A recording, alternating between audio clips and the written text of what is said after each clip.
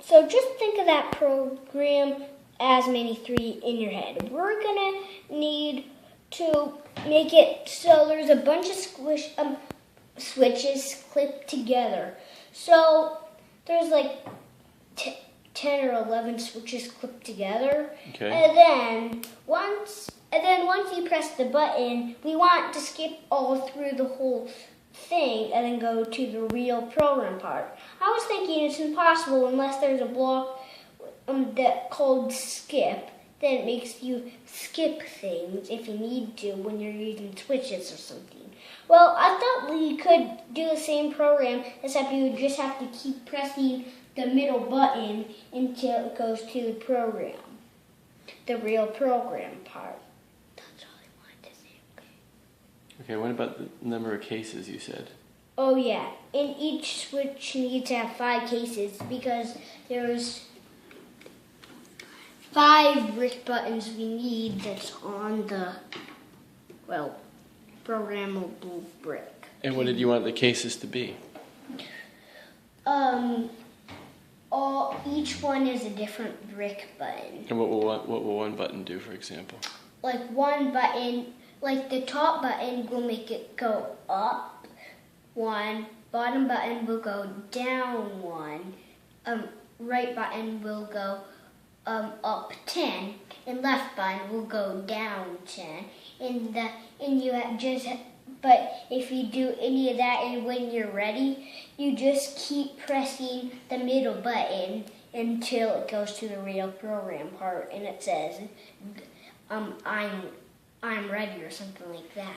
So you'll use those outer 4 buttons to select a number of sides? Yeah, in the middle button just skips that switch. So that would be the OK? You need to keep pressing the middle button until it gets to the real program. And how would the program know how many sides you wanted? Because the number displayed to the screen is going to be connected to how many sides, and it's going to do math of what angle of how to get where and do what, and kind of, well, just go and know and understand with its brain. So when you press up, it would keep adding 10? Or when you press to the right, it would add 10? Yeah. And would it display the number on the screen of the number of sides that...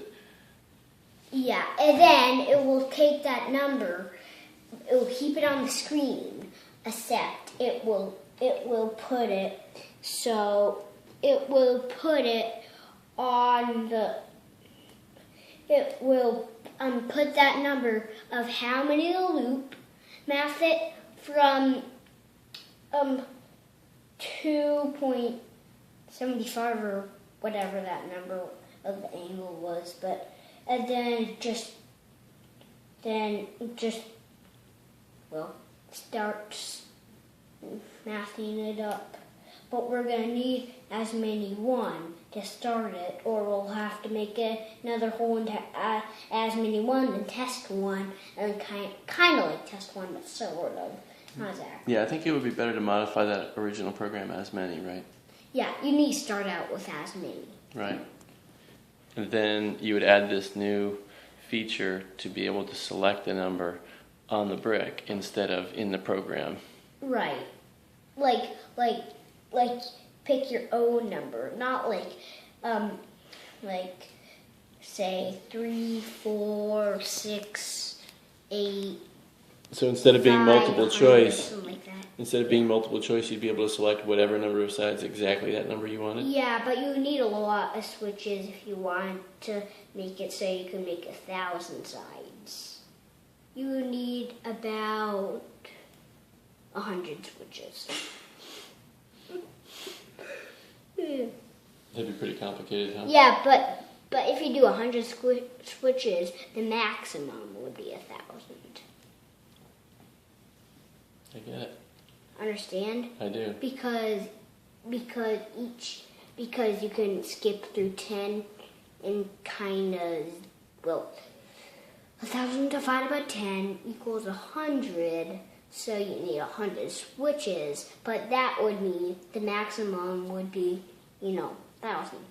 So you mean You'd have to press the button 100 times, the right button, if you wanted to add 10 until you got to 1,000. Is that what you mean? Exactly. But you wouldn't need to have 100 switches inside the program. But there's right? one kind of weird thing with that. What? If you use a minus, any minus, well, if you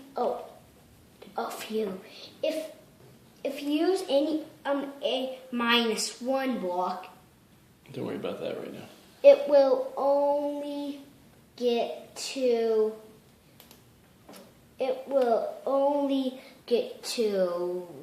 999.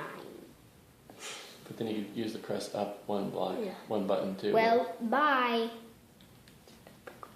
Okay, I'll stop recording it now, Miles. I wanted to keep notes on that so we remember how to make the changes to the program that you request. Okay.